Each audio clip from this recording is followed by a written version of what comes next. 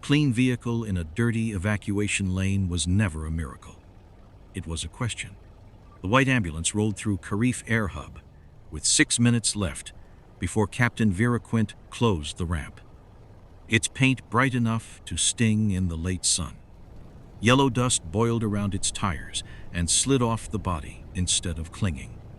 Every real vehicle that had crossed the outer road wore the road on it.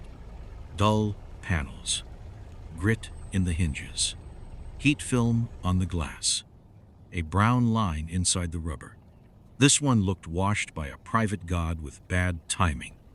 Tobin Sayer stood at the edge of the secondary medical lane with Brisk at his left knee. The Dutch shepherd was silent, eyes on Tobin's left hand, waiting for work that had not been given. Hot rubber and aircraft fuel flattened the air. Shade cloth snapped above the med tents. Radios broke apart under engine noise. Tobin felt sweat dry on his neck before it could run. The concrete gave heat back through his boots, steady and mean. Beyond the shade line, families crouched beside luggage and water cans, watching every white vehicle as if paint alone could promise rescue. Tobin had learned to dislike anything that promised too much before it touched the dirt. In his old work, clean surfaces had often meant fresh paint over worse decisions, but memory stayed behind his teeth. He would not feed it to the lane unless the lane gave him facts. The ambulance came in under medical priority, which meant it had the right to be fast and the power to make honest people step aside. Major Ellis Vaughn had a corridor to keep alive.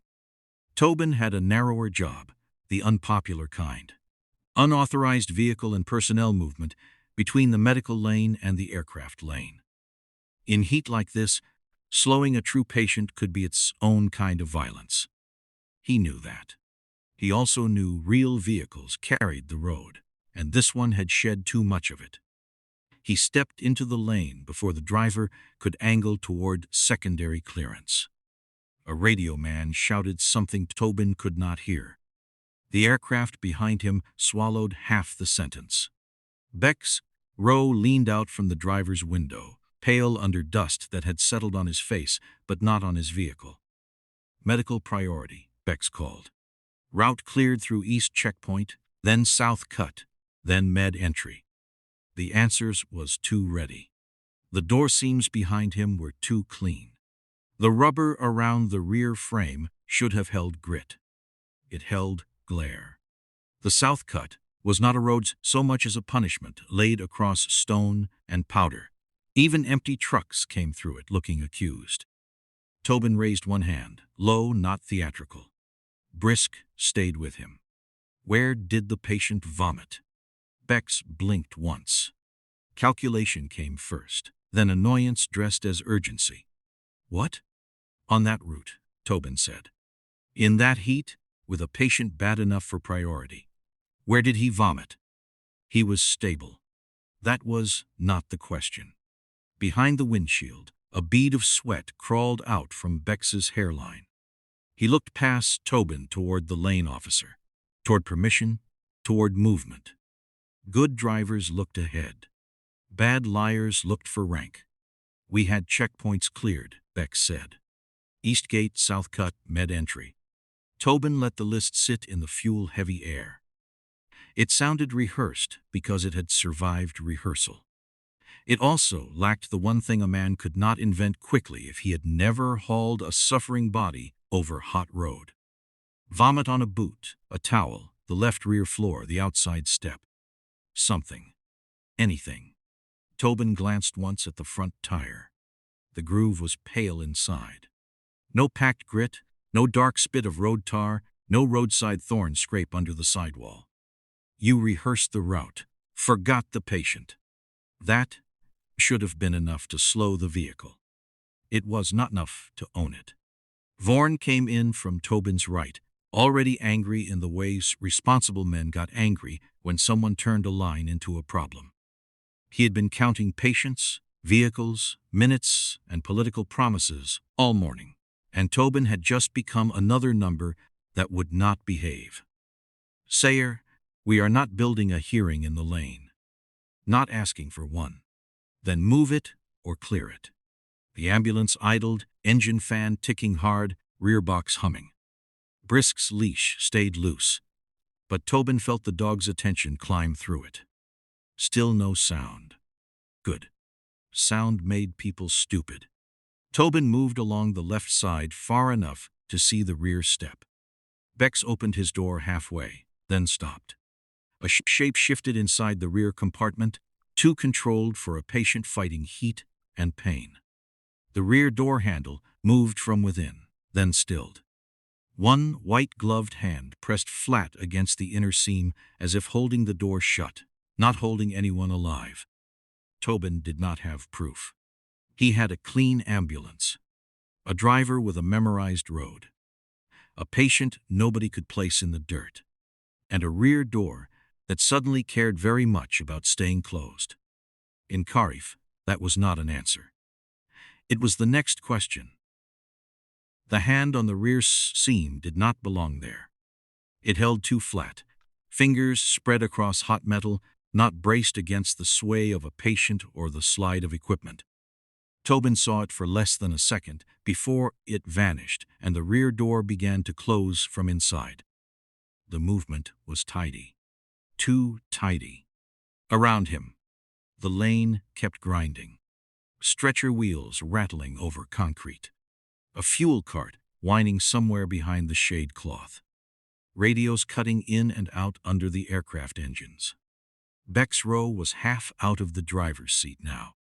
One boot on the step, still trying to look like a man interrupted while doing honest work. Patient's heat exposure, Beck said. You want him cooking while you play border guard? It was a good line.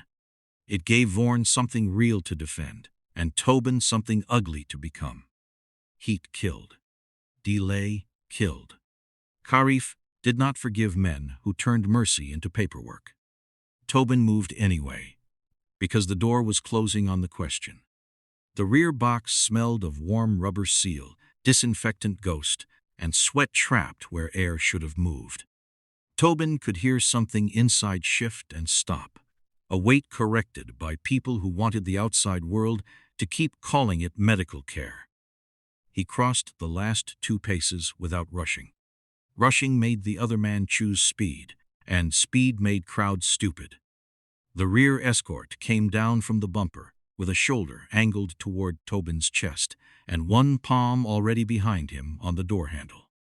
Not guarding the opening, guarding the closing. Tobin put his left forearm against the edge of the door before it sealed and took the impact through his boots. The metal burned through his sleeve. The escort leaned in hard. Back off, patient stability. Then stop moving the room, Tobin said. The man's eyes flicked to the latch, not to the patient. Tobin stored that. Door hand latch pressure. Pattern, not proof. He did not swing. He did not grab for some clean answer his body remembered from younger rooms and darker boats. He held position just enough to keep the door from swallowing itself shut, and that made him look worse from 20 feet away. A woman with a bandaged child stared at him as if he had chosen pride over mercy. Maybe he had. That was the problem with moving before comfort arrived. If he was wrong, a real patient lost minutes. If he was right, the lane was about to lose a person while everyone watched procedure happen. The escort shoved again. The door jumped against Tobin's forearm, and the ambulance box gave a hollow little cough. Like equipment shifting where no equipment should have shifted that way. Brisk surged once at Tobin's left, a fast, low drive of muscle and intent. The leash snapped tight across Tobin's glove. A lesser handler would have enjoyed the fear it caused. Tobin did not have that luxury. Brisk, back. The dog stopped as if the words had weight. He stayed forward in posture, silent, breathing hard through the heat, but he gave Tobin the inch that mattered. The escort saw the dog stop and found courage in it. He drove his shoulder again. Tobin rode the contact without making a show of it, kept his feet under him, and let the man spend force into the frame. The lane saw bodies collide. It did not see the choice inside the collision. No strike. No dog. Heat. Balance. A burning door edge. A dog held out of the mistake. And one man refusing to let a vehicle close its mouth before the next lie found wheels. Vaughn arrived close enough for Tobin to smell dust in the sweat on his collar. "Enough," Vaughn said. His voice had authority and a deadline inside it. "You are putting hands on medical movement." He closed on the question. "You are not the question." Tobin kept his forearm against the door until the escort stopped pushing. Only then did he let the pressure ease. The gap remained open by less than a hand, ugly and temporary, but open. He had won position, not trust. The lane had seen enough to judge him and not enough to clear him. That was the worst place to stand. Behind Vaughn, near a stack of folded stretchers and empty water crates, Lorne Pike watched without moving much. He looked older in the heat than he had 10 minutes ago. One hand low against his side. Eyes not on faces but on hinges. Latch, travel. Shoulders, pressure. The order of fingers on the rail. Lorne did not say what he saw. He did not need to yet. Men like Lorne saved words until the metal had finished lying. Tobin caught the small change in his expression, the dry narrowing that meant a mechanism had offended him. Vaughn pointed down the lane. "Quick answer, Sayer, or the ambulance moves." The rear door trembled once under the escort's hand. Tobin heard the clock in it. Vaughn looked from Tobin to the open sliver of ambulance door, then down at Brisk, as if the dog could end the argument for everyone. The look was not foolish. It was what tired men did when the line was hot. The ramp clock was eating minutes. Real stretchers were stacked behind them, and a trained animal stood beside a handler who had just made the lane worse. "Use him," Vaughn said. "You want a fast answer. There it is." Brisk panted under the shade cloth, sides moving harder now, dark eyes cutting once to Tobin's left hand. The concrete beyond the shade still threw heat like a stove door. Fuel vapor drifted low from the aircraft lane. Hot rubber, dust, sweat, disinfectant from the ambulance box. All of it layered in the air until a nose could find everything and still be asked the wrong question. Tobin felt the leash warm through his glove, damp from his palm. Brisk had already spent one surge in front of witnesses. That mattered. A dog was not a button you pushed until rank felt better. Once a crowd saw the dog work, it wanted certainty from fur. Certainty was cheap for the crowd. The dog paid for it in heat, confusion, and handler debt. Tobin had buried enough bad choices to know the animal was never the shortcut. He was the responsibility. "No, we do not cook the dog for a guess." Tobin kept his voice low enough that Vaughn had to come closer to hear it. That helped. Loud words invited witnesses, and witnesses needed villains. "You just put hands on a medical vehicle," Vaughn said. "Now you are too careful." "Now I am exactly careful." Bex watched from the driver's side, anger on his face and relief under it. The rear escort kept one hand near the door seam, not closing it now, not opening it either. Lorne Pike stood by the stacked stretchers, still favoring his side, eyes working the hinge line like it had insulted his family. Tobin did not ask for his read. He needed the next fact clean. He crouched beside Brisk and let the dog see his hand open, flat, routine. Not a hunt. Not a sweep. One narrow question, asked once. The outside step. The lower rear seam. The strip of rubber where a loaded stretcher should have scraped grit if this ambulance had come over the south cut, carrying weight. He kept the cue small enough that nobody could turn it into theater. One wrong flourish, one handler playing to rank, and Brisk would become a courtroom none of them had time to build. Brisk moved when Tobin gave him the cue, short and quiet, nose low but not buried. The dog crossed no more than 3 feet of hot concrete before Tobin shifted him back into the shade with the leash and his body. A nose sweep. A pause. A turn away from the fuel-heavy air. Brisk checked the lower seam, then the step, then lifted his head and glanced to Tobin's hand again. He did not bark. He did not stiffen at a guilty sole, because soles did not leave transferable residue on rubber. He gave Tobin a small change in weight and a refusal to stay on the claimed contact points. Useful, limited, expensive in this heat. Tobin saw what the dog had given him. The outside step did not carry the right story. The rear seam did not match a loaded, vomiting, handled patient coming over dirty road.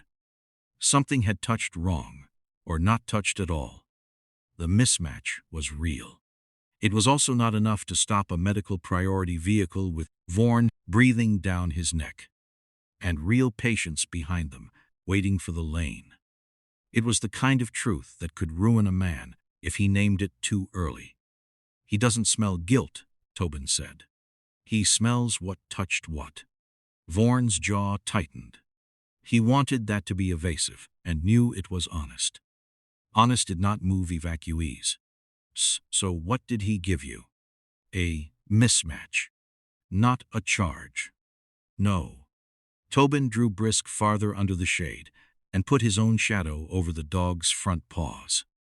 Brisk's tongue showed darker now, breath quick, ears still working through the engines, and half words from radios. Tobin hated how much the short check had cost him. He hated more that it had only strengthened the ugly middle of the argument. Beck's had a root story without patient life in it. The rear door had tried to close on a question. The dog had found material wrongness, not a verdict. Vaughn pointed toward the aircraft lane. Then I need movement. Before Tobin could answer, Dr. Nadir Cass's voice cut through from the stretcher side, hoarse and close to breaking. No transfer without my hand on him. Lorne finally looked away from the hinge. He was watching hands now. Around the stretcher, men began to arrange themselves as if the shape had been practiced. Nadir Qasim did not enter the argument like a man with authority. He entered it like a man with one hand left and no intention of moving it. He came around the rear of the ambulance with his palm locked to the stretcher rail, shoulder bent against the heat, white coat gone gray at the seams. The patient on the stretcher was younger than Tobin expected, early 30s maybe, face sharp with dehydration and pain, eyes moving under half-closed lids. Miro Salk was not unconscious. That mattered more than any form. His right hand moved once against the sheet, not randomly, but like a man counting the pressure of bodies around him. He listened the way radio men listened when every word might be the one that got someone killed. Lorne watched the hardware around him, the bracket angle, the latch travel, the way the rear escort's fingers curled over the rail from inside toward Miro instead of outward toward the crowd. Tobin kept Brisk under shade at his left, close enough to feel the dog breathe but far enough from the fuel stink. The dog wanted in because duty had been bred and trained into muscle, and Tobin kept him out because good work was also refusal. The mismatch from the dog still sat in Tobin's head, useful and incomplete. Now the vehicle was giving way to bodies. Bodies lied differently. They showed pressure before they showed intent, and pressure was harder to rehearse. Transfer lane, Beck said too quickly. Aircraft medical holding wants him forward. Nadir did not look at Beck's. He looked at the hands nearest Miro. No transfer without my hand on him. His voice was ruined by heat and overuse, but it carried. He is under my custody until aircraft medical signs him with me present. It sounded like patient language, not paperwork. Better. Harder to dress up. Paper could be waved at. A hand on a rail had to be moved. Kier Malloy appeared from the ambulance's far side as if he had been there all along. Tall enough to see over shoulders. Calm enough to make urgency seem childish. He wore no expression Tobin could use. No sneer, no glare, no villain showing his teeth for the cheap seats. Kier glanced at Miro once, not long enough for a man worried about vitals. Then his eyes went to the rear doors, the open lane, the aircraft direction, Vaughn's position, the gap between Nadir's body and the stretcher wheel. He was measuring movement. His gaze touched the ramp direction the way other men touched weapons. Tobin felt the ground shift inside the problem.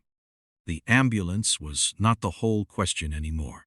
Lorne moved one step closer, slow, guarded, his hand still low at his side. "That bracket's not set for a ride," he said. "It's set for a grab." Kier looked at him then, mildly, as if an old mechanic had mentioned weather. "We are losing heat tolerance," Kier said. "If the doctor wants the patient alive, he stops making this political." Vaughn flinched at that, not because he believed Kier, but because the word gave him another fire to manage. Tobin looked at the formation. Nadir stood close to Miro, one hip against the stretcher, body between the patient and the rear box. Kier's people closed inward, one at the head, one near the straps, one near the door, hands ready to guide weight toward the ambulance, not shield Miro from the lane. Lorne had stopped watching the vehicle. His eyes tracked hands, rails, door weight, the small pressure that told the truth before any mouth did. Tobin heard himself say it, flat enough to keep it from becoming a speech. Protection faces out, capture closes in. The words landed on the concrete and stayed there. No one applauded. No one converted. But Nadir's grip tightened on the rail, and Vaughn stopped looking only at Tobin. Miro's eyes opened wider. He dragged air through a mouth gone dry and turned his head just enough to find Tobin. "They do not need the plane stopped," he said. Each word cost him. "They need me moved." Kier did not react. That was almost the reaction. Nadir leaned over Miro at once, not to hush him, not to explain him, but to keep his own body welded to the stretcher's path. "Stay with me," the doctor said. Patient words again. Custody words wearing skin. Vaughn stared from Miro to Kier to Tobin, and Tobin saw the officer's problem harden. A sick man had spoken. A doctor had objected. A dog had found mismatch. A former breacher had seen the brackets wrong. Still, none of it made a clean stop in a lane built to move people before heat finished what violence had started. Kier used that. His hand opened, 2 fingers low, nothing dramatic. The man near the rear wheel shifted. The stretcher rolled half an inch toward the ambulance before Nadir dug in. Its wheels gave a small, bright rattle. Tobin saw the next fight arrive through hands, straps, and a wheel that wanted the wrong direction. Tobin saw the ambulance first. That was the mistake. The white side panel still pulled at him from the edge of his vision. Too blank. Too much like an answer that had been polished until it looked official. The rear seam shone under dust that refused to stick. The tire groove still did not belong to the route. He kept half his mind on it, while Kier Malloy's men moved the living problem by inches. A hand slid under Miro's shoulder strap. Another settled on the lower rail. The motion looked like help until the stretcher wheels clicked, light and fast, toward the rear box. Miro's fingers opened, searched for Nadir's sleeve, and found only air for one bad second. Nadir leaned with it, trying to keep his body between Miro and the ambulance, but the heat had taken something out of him. His shoes scraped. His grip shifted. Miro's eyes opened and closed against the glare. Brisk panted in the shade, too hard now, the leash warm and damp through Tobin's glove. The dog's head lifted once toward the rear step, then turned away from the fuel vapor drifting low over the concrete. It could mean contact. It could mean contamination. It could mean the dog was tired of being asked expensive questions by men who should have known better. Kier did not hurry. That was his talent. He gave no command loud enough for Vaughn to seize. He let hands speak in small corrections. A strap tightened. A wheel nudged. A shoulder blocked Nadir's hip.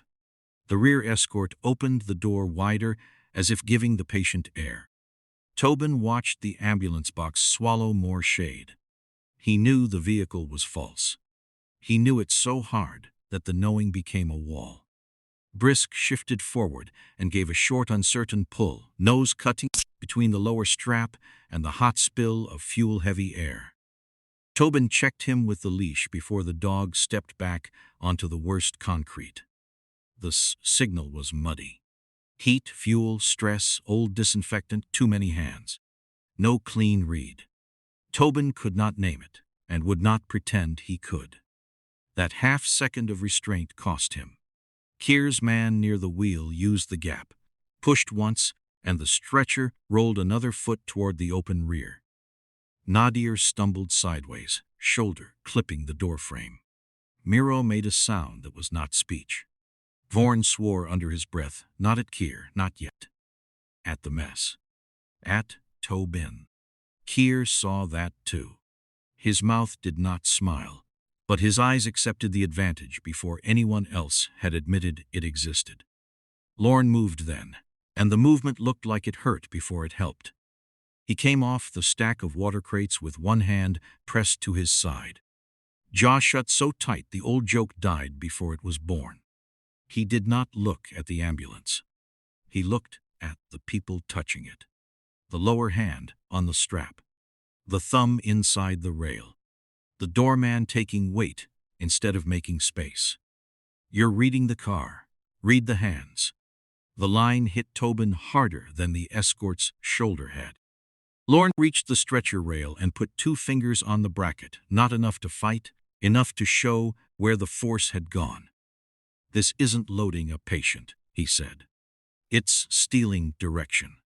Nadir tried to recover his place and got bumped again, not thrown, not struck, just displaced by bodies with rehearsed concern. Miro was closer now, his boots nearly under the rear shadow. Brisk gave another pull and then stopped himself, sides pumping, tongue dark, heat reserve burning away in visible inches. Tobin felt shame arrive clean and useless. He had been right about the ambulance. Kier had counted on that. Vaughn saw the result before he accepted the reason. His eyes moved over Miro's position. Nadir's lost shoulder line. Brisk, dragging heat under the shade. Lorne bent around pain. And Tobin standing with the wrong truth still in his hand. You said mismatch, Vaughn snapped. Now he is closer to the box. There was no answer that would help. Explanation would sound like rescue for pride. Tobin let the hit land. The aircraft engines rose behind them and flattened the lane into bodies and motion. Kier's face stayed calm, but the calm had less cover now. His people had gained distance by touching rails and straps, not by winning an argument. Tobin released the ambulance from the center of his attention. The panel could wait. The movement could not. Nadir, he said, and pointed to Miro's near shoulder. Rail, stay married to it. Nadir heard him and fought back into the gap. Lorne was breathing through his teeth. Brisk needed out of the heat before the dog became one more cost Tobin had created. Vaughn's trust had dropped to the floor, and the capture had moved a foot closer to success. Tobin stopped trying to prove the lie. He started looking for what could still be put in its way. Miro was close enough to the ambulance now that one bad shove would make the argument pointless. Tobin saw it and felt the old need to explain die in his mouth. The clean panel did not matter. The mismatch did not matter fast enough. Vaughn's trust was gone. Nadir's shoulder line was broken. Brisk was burning down under a strip of shade. And Lorne looked like a man held together by spite and a bad habit of staying useful. The aircraft engines rolled harder from the ramp corridor, flattening words into pieces. Somewhere behind the lane, Vera's crew was moving toward departure by habit and clock, not mercy. A ramp bell sounded once, thin under the engines, and several heads turned because machines did not care who still needed an explanation. Tobin pulled Brisk back another step and put the dog behind his left leg, away from the hot seam of concrete. He poured the last of his canteen into his palm and let Brisk take it in quick laps. Eyes still on Tobin's hand, even while drinking. Care first. Use second. Sometimes never. That was the rule men forgot when they liked having a dog beside them. Kier's people were still trying to make the stretcher drift. The rear wheels ticked closer, not far, just enough to make every inch feel stolen. Tobin stopped arguing with the drift and started cutting its path. Nadir near rail, Tobin said. Do not chase the door. Take the patient. Nadir understood enough. He moved to Miro, not to Kier, and put his weight back into the rail with a doctor's exhaustion and a guard's stubbornness. Lorne wheel-side. Lorne gave him a look that said several rude things without spending breath, then limped 2 steps and hooked his hand near the lower bracket. He did not pull hard. He did not have hard left in him. He changed the angle, and in a fight over direction that was sometimes worth more. Vaughn, Tobin called. The Major's face closed. Do not ask me to endorse this. I am asking you to stop adding bodies. That got through because it was not praise, not surrender, not an excuse. Vaughn glanced at the lane. Saw 2 med-aides and a corridor runner trying to crowd toward the noise, and cut them off with one sharp arm. Back. Keep the lane open. He was not converted. He was managing damage. Tobin could work with that. Bex tried to slide from the driver's side toward the rear. Tobin pointed once. Stay where I can see you. Kier's quiet plan began to show its bones. It had never needed mystery forever. It needed only enough polite confusion to move one stretcher 3 more yards. Without extra bodies, without Vaughn's pressure doing half the work for him, his men had to touch harder. One hand pulled a strap against Miro's chest. Another tried to walk the front wheels around Lorne's bad side. Nadir grunted and kept his hip against the rail. Miro lifted one weak hand and locked it around the same bar. Not strong enough to stop anything alone. Strong enough to make the movement ugly. Brisk whined once through his nose, small and frustrated, then settled when Tobin's hand dropped. Not work. Not now. Tobin gave commands no longer than the engine noise allowed. Hold. Left. Rail. Shade. Lorne barked a laugh that turned into a cough. You find poetry later? Tobin did not look at him. If it needs a paragraph, it's already late. The line did what a line should do. It moved people. Nadir set his grip. Lorne changed the wheel angle again. Vaughn stopped another body from entering the knot. For the first time, Kier's removal lost rhythm. The stretcher no longer drifted naturally toward the ambulance. It had to be forced. Kier noticed at the same time Tobin did. The calm did not leave his face. It thinned. His eyes went past Tobin to the aircraft direction, then to Vaughn, then to the rear door, counting what deniability had cost him. You are obstructing patient transfer, Kier said. Still reasonable. Still clean enough for witnesses. Tobin kept moving, shoulder between Brisk and the heat, one hand out to keep Nadir's line clear. Then transfer him away from the vehicle. Kier did not answer. The rear escort's hand dropped low beside his thigh, hidden by the open door until the sun caught the dark edge of metal. Not raised. Not declared. Low enough to stay deniable, ugly enough to change the air. A corridor runner saw it and froze. Vaughn saw the freeze before he saw the hand. Nadir tightened around Miro. Lorne shifted his damaged body toward the wheel and looked suddenly older than heat could explain. Tobin felt the lane narrow to angles. Brisk behind him. Miro on the rail. Civilians beyond the gap. Aircraft noise swallowing warnings. And a weapon line already dirty before anyone had chosen to name it. The next second would not belong to paperwork or mercy. The dark edge under the rear escort's hand became real when he shifted his wrist. Not high, not brave. Low by his thigh, half hidden by the open ambulance door. A small black shape catching sun for one clean blink before the door shadow swallowed it again. Tobin saw the answer, his hand wanted before his mind allowed it.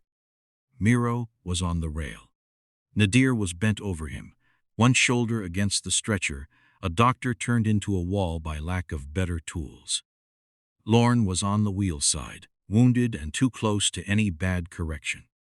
Brisk stood behind Tobin's left leg, hot, limited, still tracking every movement through the leash. Two civilians beyond the medical lane gap had frozen in the wrong place. The rear door moved with the escort's body. The stretcher rocked. Aircraft noise chewed through a warning, shouted from somewhere behind Vaughn, and left only the shape of panic.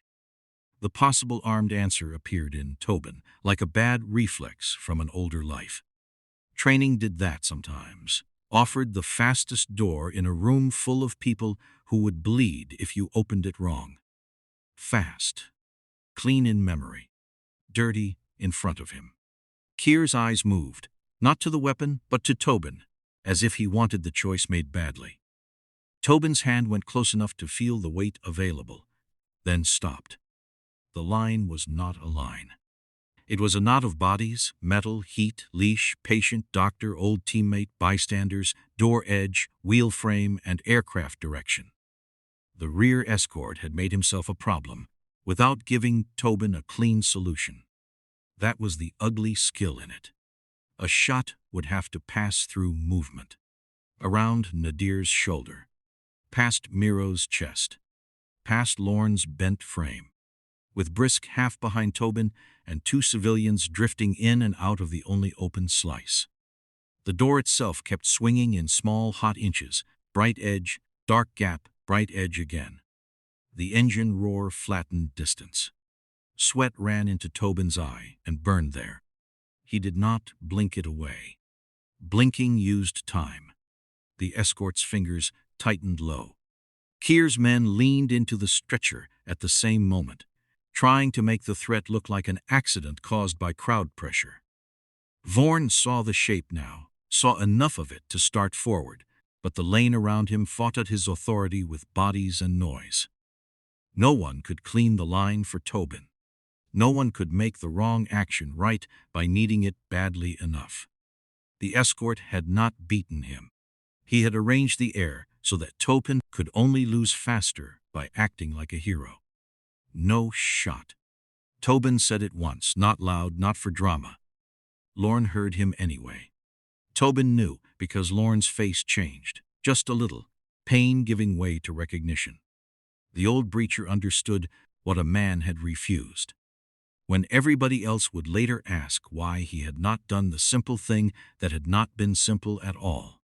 Vaughn heard part of it and looked furious for half a beat. Then looked again at the civilians, and the dog and Nadir bent over Miro. And the fury lost its clean target. The refusal cost them. Kier took the seconds, like a professional takes money from an open drawer. His rear escort shoved the door wider with his hip, the dark shape still low, still poisoning the air without needing to rise. Another man pulled the stretcher toward the ambulance by the lower rail. Miro's hand slipped, caught again. Nadir cursed, not eloquent, not official. Brisk leaned forward under heat and restraint, wanting work, needing not to be given the wrong one. Tobin felt the wasted seconds leave him. They were gone. Paid. The only thing left was distance. He moved into it. Not fast enough to look clean, because nothing here was clean. He crossed the first step, between the stretcher and the rear door. Shoulder turned to shield Brisk behind him and keep Nadir inside the living line around Miro. The escort's head snapped toward him. That was good. Eyes could not pull a stretcher. Tobin drove his forearm into the space between door and rail. Not at the weapon. Not into a pretty answer. Just into the movement that would make the weapon matter. Heat came off the door like breath from an oven. Metal bit his sleeve. The stretcher wheel struck his boot and jumped. Lorne shifted with a sound cut short in his throat, trying to keep the wheel from giving Kier the angle. Vaughn shouted something that became one hard syllable under the engines. Kier's calm thinned again. The no shot had given him seconds. It had also brought Tobin close enough to make the next lie physical. The rear lane collapsed into contact, and the ambulance tried to take Miro by weight instead of words. Kier used the seconds Tobin had refused to spend on a shot. He turned them into weight. The fight narrowed to 4 things Tobin could hold in his head without losing the ear of the moment. The ambulance rear door, Miro's stretcher, the shade line of the medical lane, and the aircraft direction of the ramp. Everything else became heat and noise.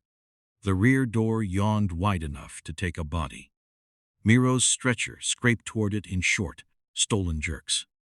Nadir stayed with the rail, his face gray, his hand locked so hard the knuckles looked bloodless.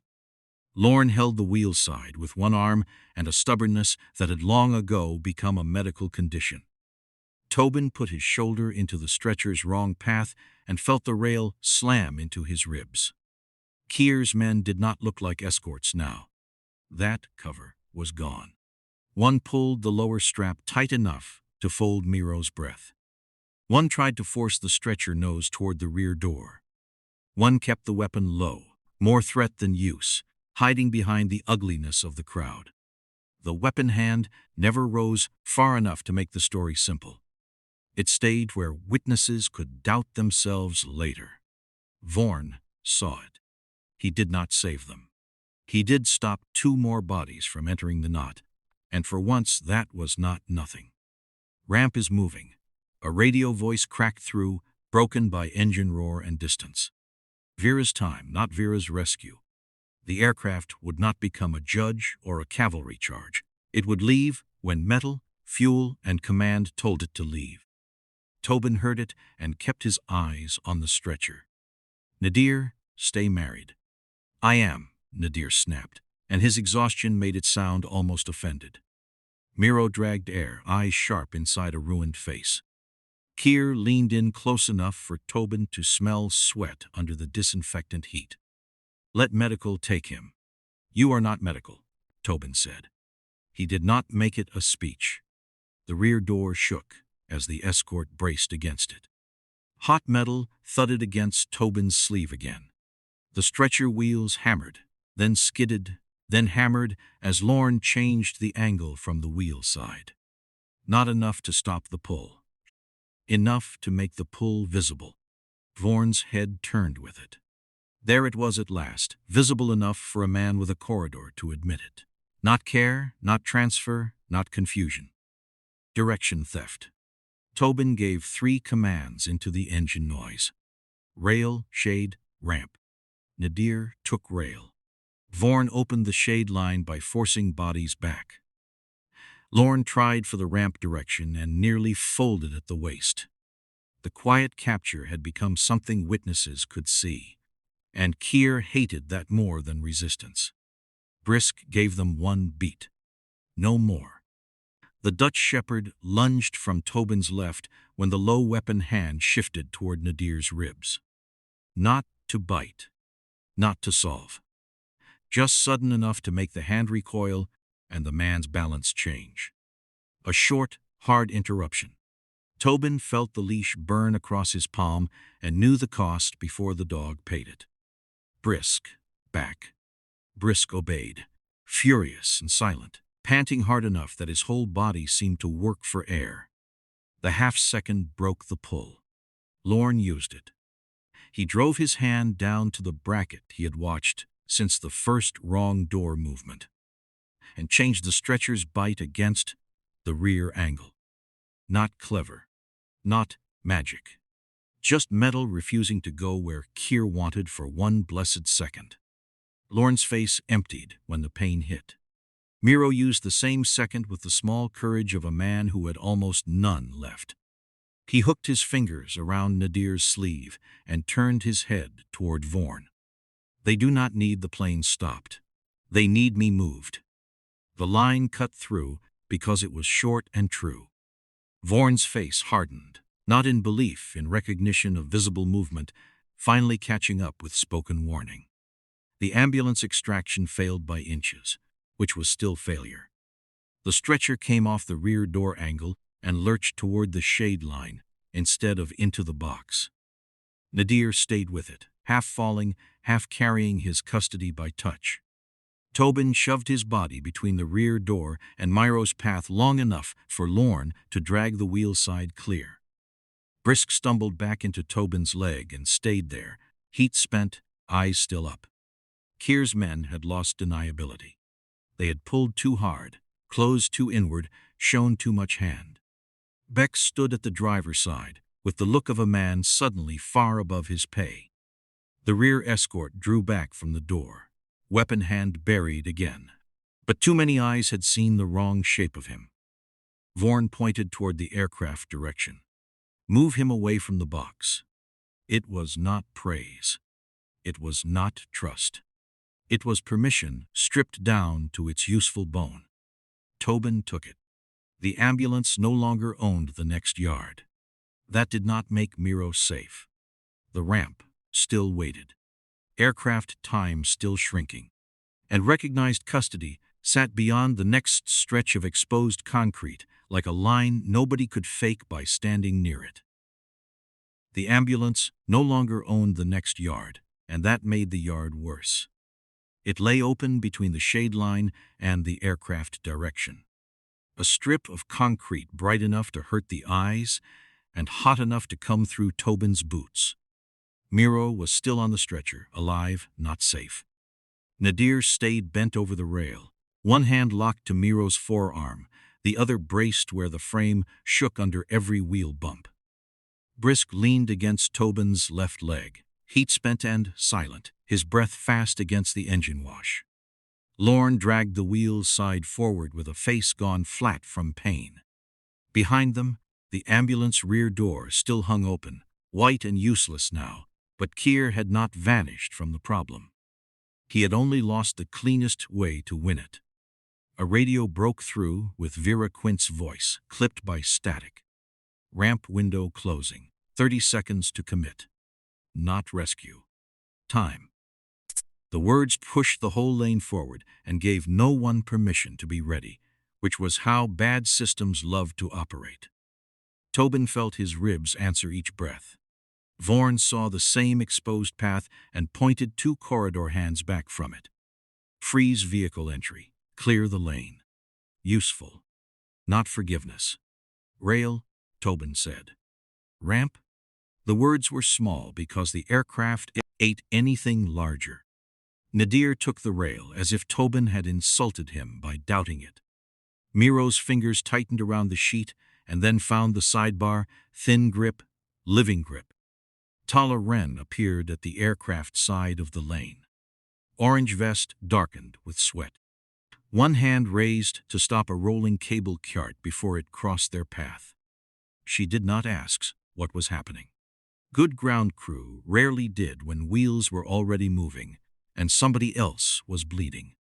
She pointed with 2 fingers toward the least bad line. This way, ramp edge clear. Vaughn backed her with action, not speech. Shoving a corridor runner out of the opening and holding a palm flat toward another vehicle nosing forward under medical paint and dust. No new entry. Kier moved parallel to them, no longer near enough for clean hands on the stretcher, still closest enough to pressure the shape of the lane. His deniability had dents in it now. The dents mattered. They made him more visible, and visible meant sometimes became more dangerous because they had fewer quiet choices left. Dents did not stop a man who only needed one body to cross the wrong threshold. Tobin could feel those dents turning dangerous, because cornered professionalism was still hard professionalism. The stretcher hit the exposed concrete and began to rattle hard enough to climb through Tobin's arms. He kept his body between Brisk and the worst heat, one hand low on the leash, one shoulder pressing the stretcher line toward Tala's mark. Brisk tried to follow the movement, duty, working through exhaustion, and Tobin shortened the leash with his wrist. Stay. Not a command for theater. A mercy. Lorne's bad side folded as the front wheel caught on a seam. For half a section, the stretcher angled back toward the medical lane, and Kier's nearest man reached for that angle, like hunger. Lorne made a sound that had no humor left in it and dropped his weight onto the lower bracket. Metal complained. The wheel corrected by inches. Enough. Nadir almost went down with the shake, then held because Miro's hand had locked over his sleeve. Tobin looked to Vaughn, saw the question forming, and killed it before it could grow legs.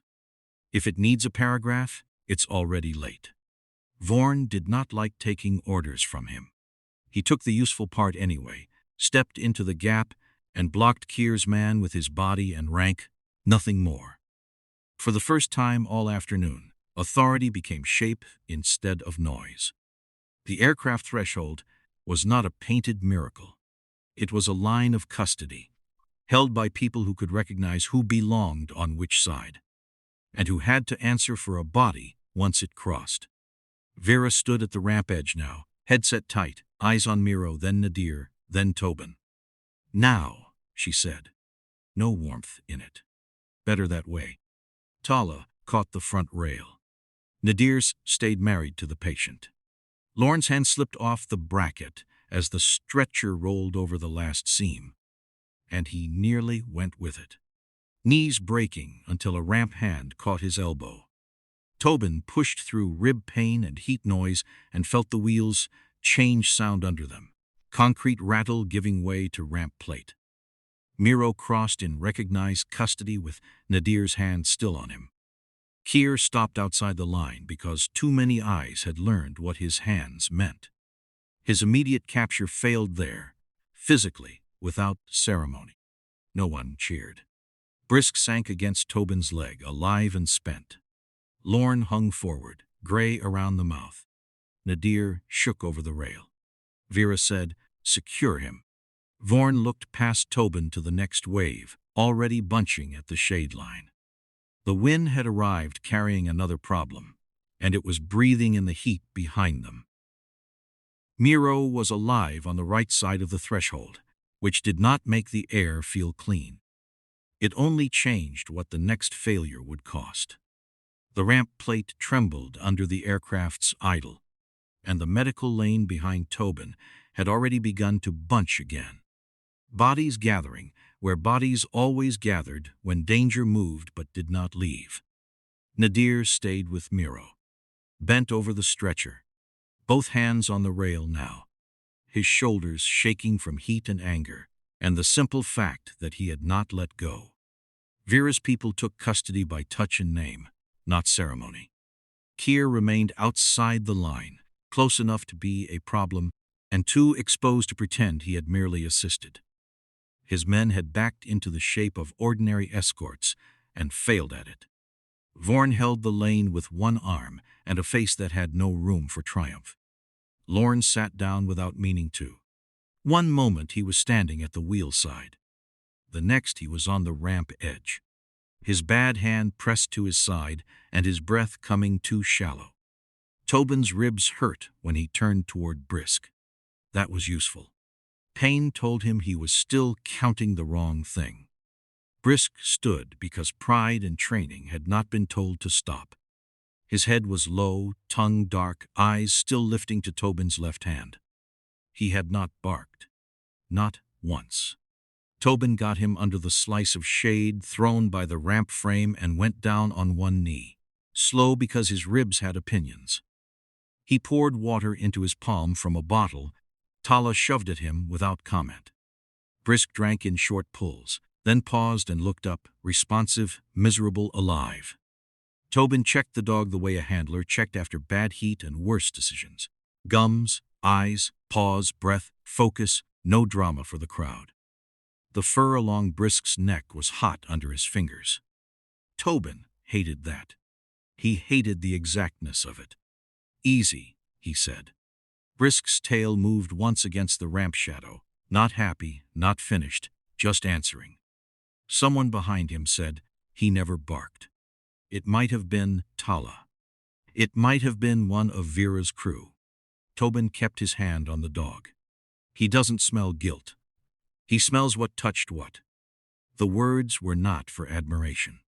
They were a boundary. Vera crouched near Miro long enough to confirm with Nadir, then came back standing, practical and hard. What do you need now? Not who was right. Not what was that. Good. Praise wasted time and made men stupid.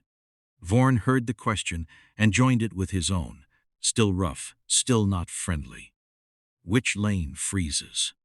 Tobin looked past them. The next evac wave had begun forming at the shade cloth, with another set of stretchers. Another white vehicle with real dirt on its fenders. Another cluster of frightened people ready to believe any voice that sounded official. Kier's attempt was damaged. It was not solved. His face had gone closed outside the threshold, and Tobin could see him measuring witnesses, exits, and what could still be denied once the engines rose. Medical vehicle entry freezes, Tobin said. Not patients, vehicles. Hands stay visible at transfer. Nadir stays with Salk until aircraft medical owns him by name. Nadir looked up from the stretcher, too tired to nod properly. Miro's eyes opened once, and he seemed to understand enough to be afraid again. Living proof was like that. It did not become safer by surviving. Lorne tried to stand and failed halfway. I'm fine, he said. It came out thin. That's military for badly packaged. Tobin looked at him. Stay badly packaged where I can see you. Lorne gave a ghost of a grin and leaned back against the ramp frame. Vera signaled one of her crew to get hands on him. No fuss. No ceremony. Vaughn turned and barked for the next vehicle line to hold. Then looked back at Tobin with the kind of respect men gave when respect still had work clothes on. Anything else? Tobin checked Brisk's eyes again. The dog watched him, silent and hot and present. No, we do not cook the dog for a guess. Tobin said it softer now, quieter. Vaughn understood enough not to ask for the dog again. The aircraft engines shifted pitch. The Prave pressed at the shade line, frightened, overheated, and waiting for someone to make movement mean safety again. Kier had lost Miro, not the method. Tobin stayed kneeling 1 second longer with his hand on Brisk's neck, feeling the hard beat under hot fur. The dog blinked once, slow and stubborn, then focused again on Tobin's hand. The dog still